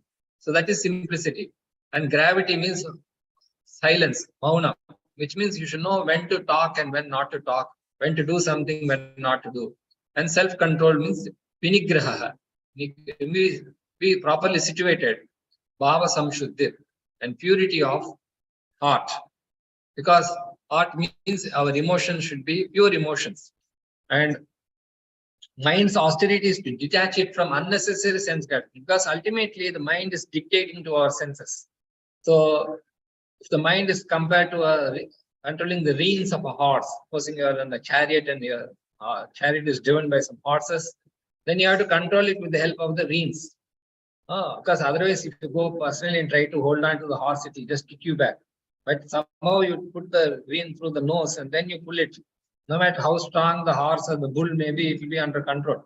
So, mind's austerity is detached from unnecessary sense gratification. It should be so trained that it can always be thinking of doing good to others. So basically, mind needs some training. So about 3 types of austerity can perform in 3 modes as described in the following 3 verses. Austerity in goodness, performed with the transcendental faith. The transcendental faith means you don't go by what you think and what others think. You go by what is just like a doctor is prescribing something and you consult your friend. The doctor said like this, but what you feel like that you cannot do. You have to put faith in someone who is beyond the 3 modes, not expecting material benefits only for the sake of the Supreme, which means you're performing that austerity for the ultimate benefit. Austerity in passion is performed out of pride, for respect, for honor, worship from others. It's neither stable nor permanent. Austerity in ignorance is performed out of foolishness with self-torture to destroy or injure others. And what about charity in the 3 modes? Done out of duty, without expectation of return, at the proper time and place to a worthy person. Even if you want to give charity, there's a proper time and proper place. Supposing you go and give money to a person who's outside the liquor shop or outside the, then he will immediately go and waste it. And proper time also, supposing you give it in the daytime and Ekadasi, all that some particular times are there where it will help to a worthy person. Charity in passion given with the expectation of reciprocation, with the desire for fruitive results in a grudging mode unwillingly. Sometimes you give money to someone, you think that I will give this money, he will give back with some interest, and you lose the whole money also. So this is charity in passion. Charity ignorance given to an impure place, as I said, the same example, and an improper time. Someone wants to go to the brothel or something, and you give him an improper time means to undeserving persons with disregard and discourtesy. So charity in passion means you didn't want to give, but somehow you gave, and later you're thinking why I gave. Charity in ignorance means he will condemn that person. Oh, this fellow unnecessarily came and unnecessarily gave. Let me get back from him. What I gave, I want to get it back. So this is, and so now Krishna will explain all the defects can be removed by chanting Om Tat Sat. So whatever charity you did, whatever austerities you perform, whatever foods you eat, whatever worship you perform, all that can be done in the right way. So what is the right way? Krishna says, by chanting the names of Lord Vishnu, and that activity will become transcendental. So what is the conclusion? Om Tat Sat. These 3 words indicate the Supreme Absolute Vishnu and are chanted by Brahmanas during sacrifice for the satisfaction of the Supreme. Om means always chanted in the beginning by those who perform sacrifice, charity, and austerity in accordance with spiritual injunctions to attain the Supreme. So first we should know the person who has to be satisfied. That is, we constantly remind ourselves that this is the person for whom I will do all these things. Then Tat.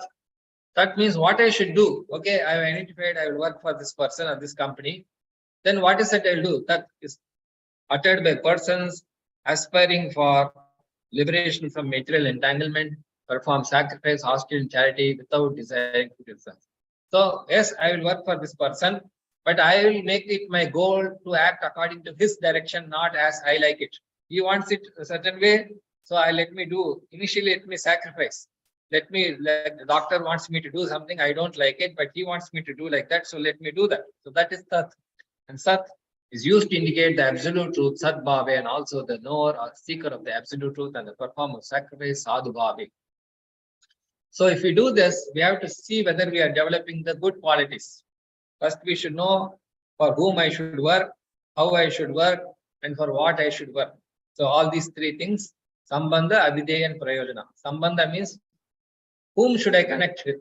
Supposing you have some bad quality, you want to get over that quality. First, you should know who will help me to overcome this bad quality. And then I should start acting like him. Because if I continue to act like what I'm doing, it's not going to help me. So I should follow what he says. That is Abhideya. That is bhakti. Krishna says, you worship me, offer obeisance to me, remember me, which means he is telling us what we should do. It is not, he is not telling it for his sake, he is telling it for our sake. That is the Sat and Om Tat and Sat. So that is to develop a love for God. We should ultimately see the benefit ourselves. Nobody can change you unless you feel the change within. So, Asat, any sacrifice, charity, or austerity done without faith, the Supreme is impermanent. So if you say, I don't care about this person, I will not do the way he does, neither I will get any satisfaction from that, then what happens? You will be forced to keep on changing your belief systems and what you do based on those belief systems. It's called asat and it's useless both in this life. Supposing if you keep on changing the rules, government is, you see, some countries, they're always changing the rules. The country never progresses. So like that, if you keep on changing your faith and the work associated with that faith, you will never move forward. So that's why it says, asraddhaya hutam dattam tapas taptam kritam chayat.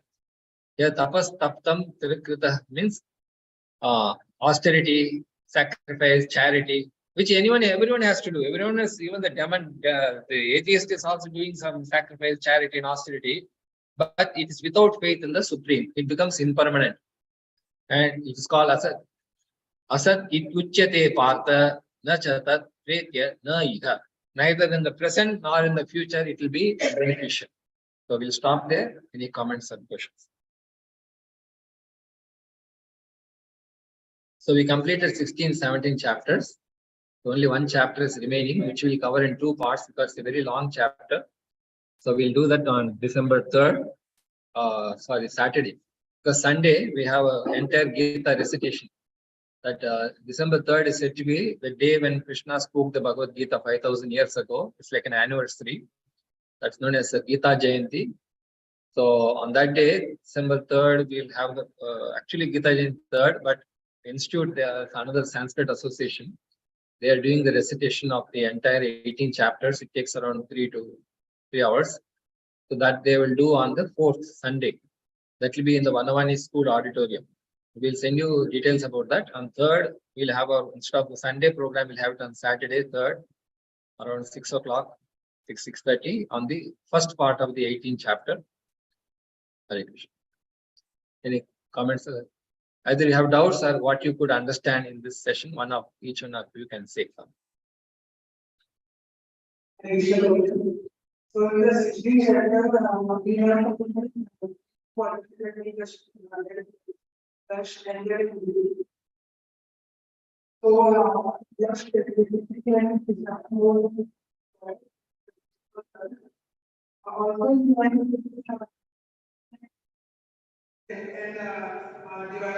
personalities.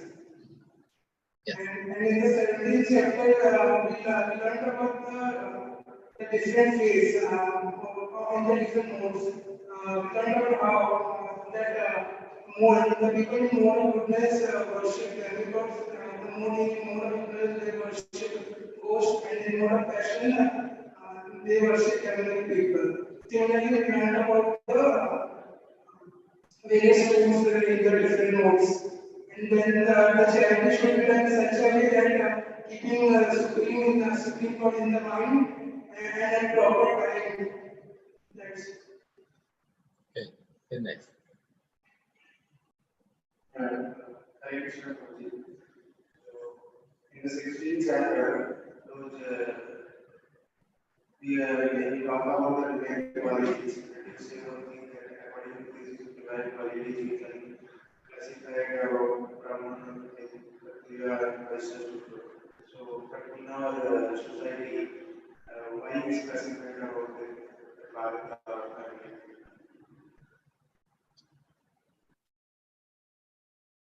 No, that's why we have to follow the scriptures. Scriptures are very, just like who's a doctor. I cannot create my own conception of who's a doctor, a lawyer, or engineer. I cannot certify. You have to refer to the books. As per the books, if a person is doing this, you can say he's what is the qualification required to be entitled to that. So unfortunately, because that's why Arjuna is asking this question in the 17th chapter. When you don't follow the scripture, the whole varnashrama becomes a disturbance. People do not know when to be unmarried, when to get married, when to retire, when to renounce, or what is a Brahmana, what is Kshatriya, Vaishya, Shudra. They think it's a disturbance. They think it's a drain. So because it is not done the proper way, they don't follow scriptures and do it whimsically, then just like a fake thing is there. Original is there and fake is there.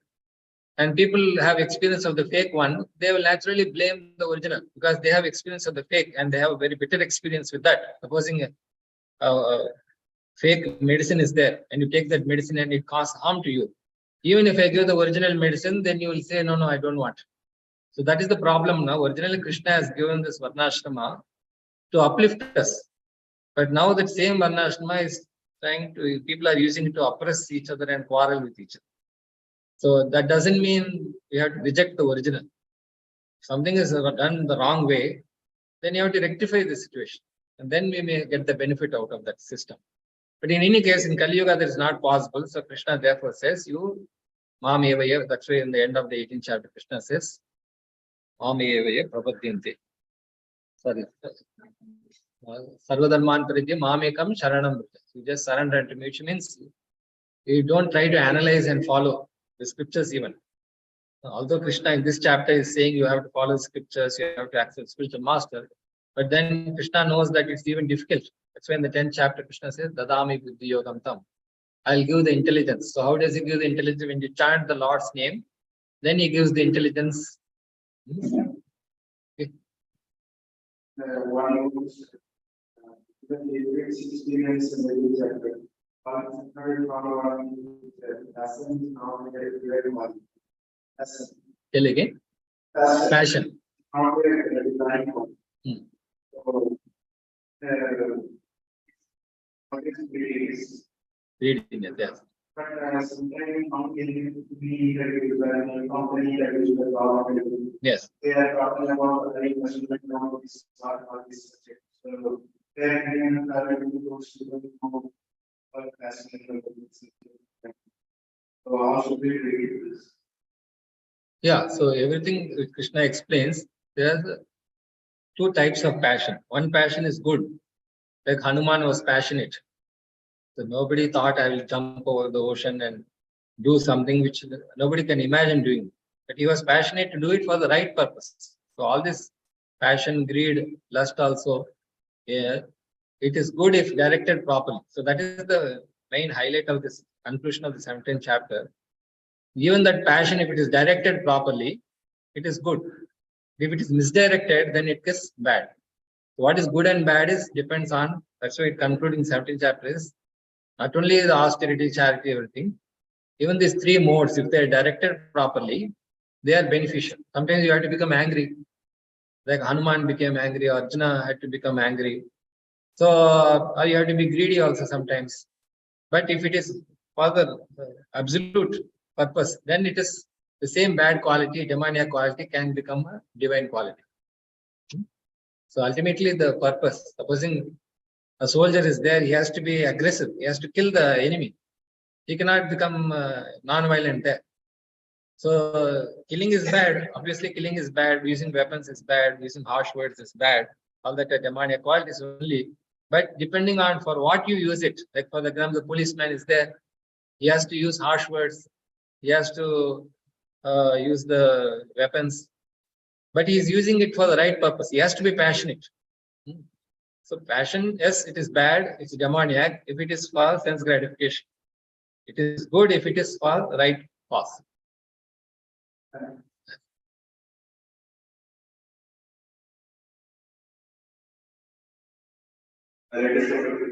So, one of the perspectives of tradition people are not able to follow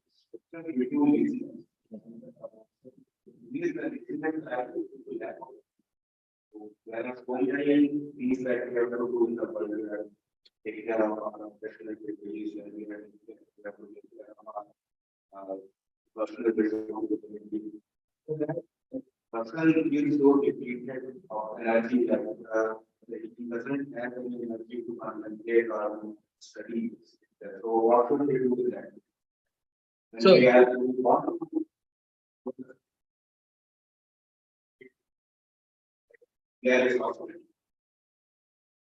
so that's why laziness, two types of laziness. One is you can do, but you don't do it. And if you cannot do and you're not doing, that's okay. But when you can do and still you don't do, then it's known as laziness. For example, if you don't do exercise, naturally people feel lazy. If you analyze carefully why a person is lazy, one is maybe genuinely he has some problem, health issues there. Another could be that he is hale and healthy, but he is not doing the required practices. Like, for example, he has to do some jogging or some exercise. If he does that, then he will not be, he will not avoid certain things. So if it is, you can do and you're not doing, then it's real laziness. If you can do but cannot do and maybe you're not doing, then you can be forgiven for some time. So for that, you need practice. That's why Abhyasa, Krishna has already mentioned. Without supposing a policeman is there, he's also, even when there's not a thief or something, he's practicing. He's trained. Even the army people also, they are trained, even though there is no war.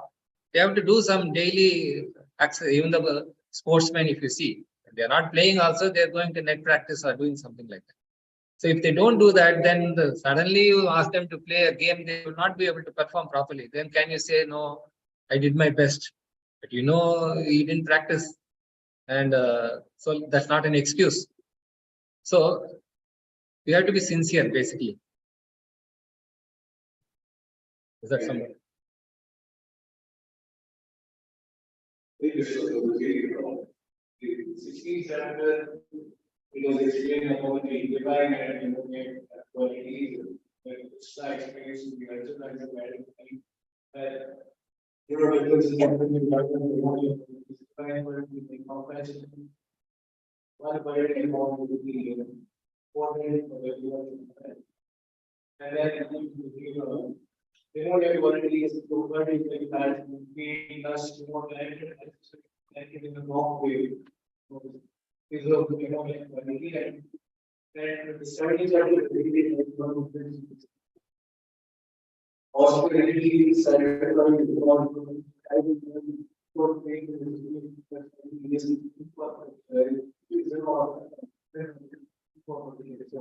really like that point in different type of movement, if there is one bias inside. Goodness. Goodness is it's great to be as for the type of varieties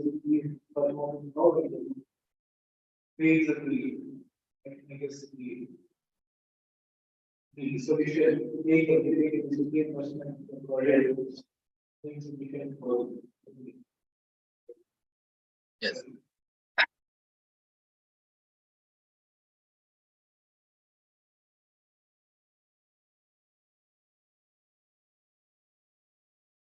Anyone else share something? Ask something? You do it. Unless you give the word.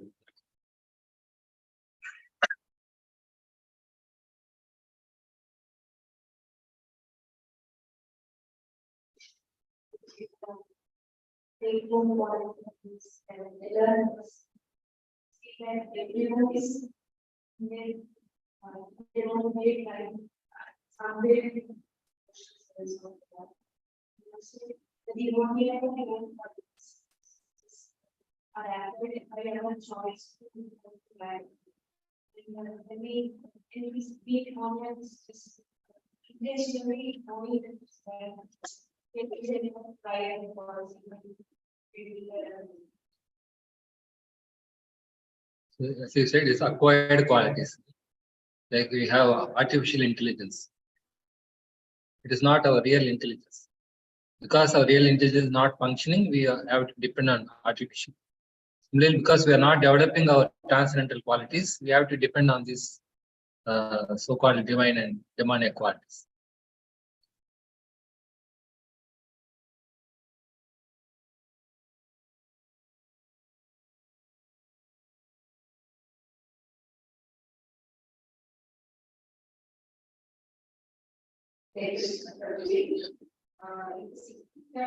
Lord says that one should go towards love or beauty.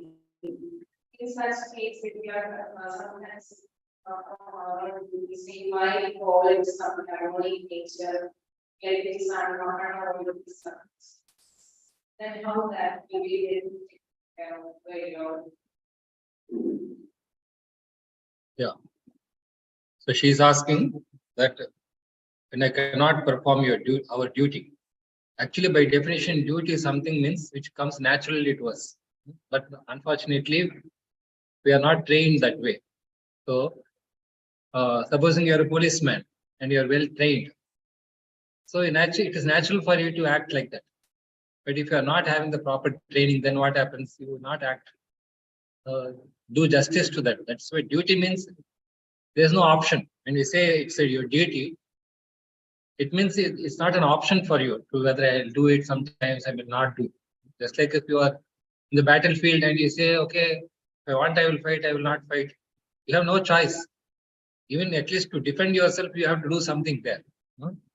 So duty is something means there's no option in the case of duty. That's why Krishna says, Sarva Dharman Pratyajya Mamekam Sharanam. Which means that is our only duty. But since we are not trained like that, we find some reasons for not performing a duty. But gradually we should come towards that. So life is a practice to eventually understand what is our duty and perform. Because why duty ultimately is beneficial, the most beneficial thing to be doing. Supposing you are a doctor, and instead of being, I have seen sometimes in my childhood when doctor was there, instead of doing the medical profession, he used to do something else. But that didn't benefit him or others. So when you say duty means it is not only beneficial to you, but beneficial to others. That's why Krishna says, Swadanam hi, Nidanam Shreya, Paradharmo, Bhayava.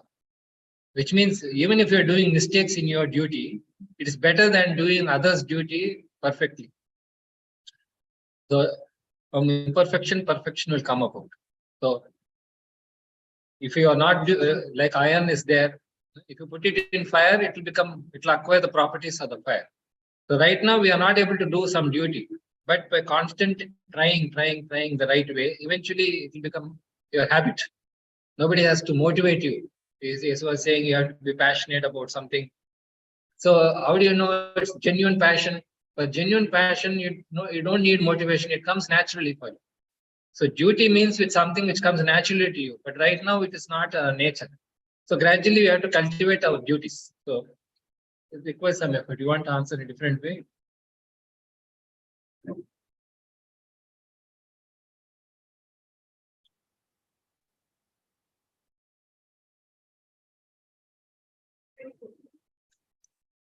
On. So it happens sometimes we are not able to perform duty. So is there possibility if we are not able to perform but the sincerity in our heart is wrong. We don't not perform as an excuse. We not perform as an excuse. So even Arjuna, after hearing the entire Bhagavad Gita, he decided not to fight. In fact, he said, I will give up my body again when Abhimanyu was killed by Jayadratha. He took a vow that I'll kill him before sunset. And when he almost failed, he decided to commit suicide. But that was not the instruction purpose of giving the Bhagavad Gita. Already Krishna showed the universe everything and motivated him to fight. And he also agreed to fight. And still he failed. So that can happen. But at least even if you deviate, sometimes an object is there, you displace it from its equilibrium position, at least it will come back. So even if momentarily you deviate from your duty, if you are trained properly, it's very likely that you will come back. Momentarily, there may be some deviations. So, next.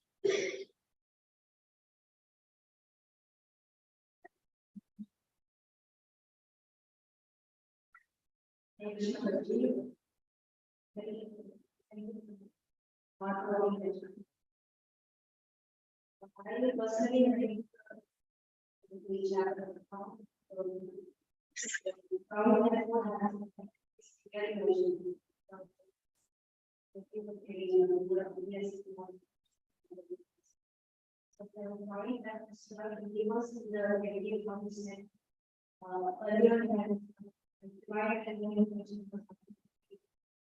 That is first, and then later the one who is going to is, and then you see family and this kind of the same person.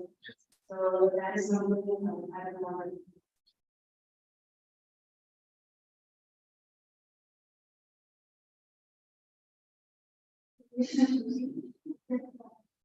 This environment will pride interest.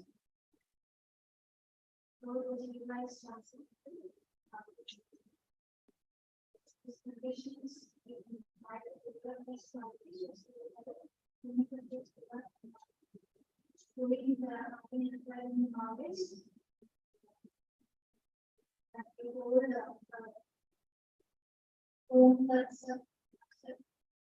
being interested is to prove the sacrifice. The one is actually it has to be offered to the Lord without the knowledge.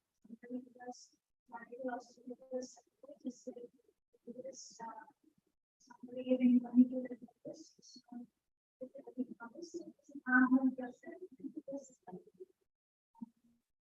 they're only getting out of all of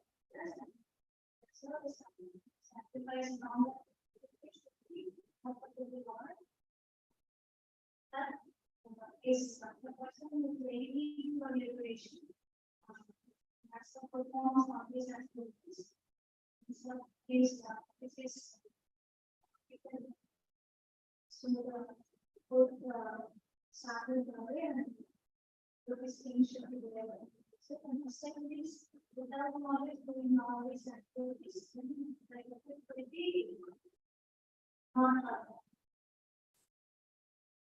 So when you say acquired nature, it will be taken away from you, even if you want to be a demon or you want to be divine, or so-called divine. At some point, they will go away from you also. So better to develop our transcendental quality, which can never be taken away. So when we acquire those transcendental qualities, naturally, just like if you are a son of a very rich person, you don't have to work for it because you are already a son of a rich person. You will get the benefits anyway.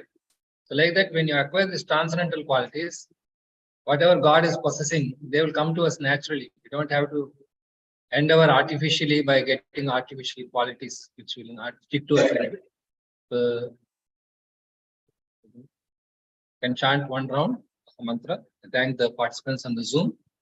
As I said, we don't have a session on Sunday next week, but we'll have it on Saturday around 6 o'clock or maybe 6:30. We'll let you know. We'll do one round of chanting.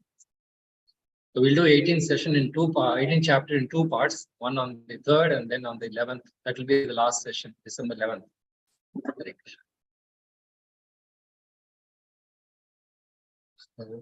The one who is on Zoom can end the session. Who is there? Either Shankar or Nachiketa.